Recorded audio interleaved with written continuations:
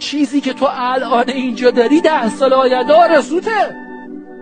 تو الان زیبایی داری، تمام زیبایی تو داری میدی که یه روز پول در بیاری، تمام زیبایی تو داری میدی که یه روز پول در بیاری.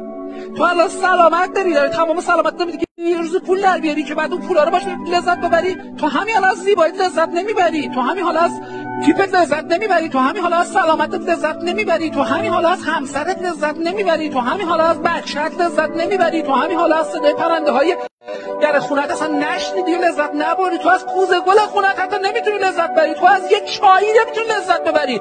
بعد نشستی می‌خوای اینا 10 برابرش کنی که یه روز لذت ببری. تو از یک چایی نمیتونی لذت ببری، بعد نشستی می‌خوای اینا 10 برابرش کنی که یه روز لذت ببری. برای ثروتمند شدن تو اول باید یاد بگیری ذهن ثروتمند داشته باشی، اصلا لذت ببری که انگیزه داشته باشی لذت بیشتر بشه. تو که از چاییت لذت نمیبری چه فرقی میکنه به جای چای هر بیشتر بشه؟ تو که از چاییت لذت نمیبری چه فرقی میکنه به جای چای هر چی دیگه بریزن تو بازم لذت نمیبری؟ به جای چای هر چی دیگه بریزن تو بازم لذت نمیبری.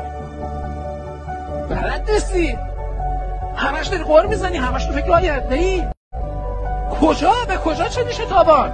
این همه عجله که تاش مرگه، این همه عجله که تاش مرگه، این همه عجله که تاش مرگه، این همه عجله که تاش مرگه. این فرصت به تو داده شده. ثروتمند واقعی کسی که از فرصتش درست استفاده کنه. تو میخوای همه پولای دنیا رو به دست بیاری که یه روز باش خوش باشی. من میخوام بهت بگم قبل از اینکه همه پولا رو به دست بیاری اول خوش باش. چون اگر امروز تونستی با داشته هات خوش باشی فردا با پولات میتونی خوش باشی.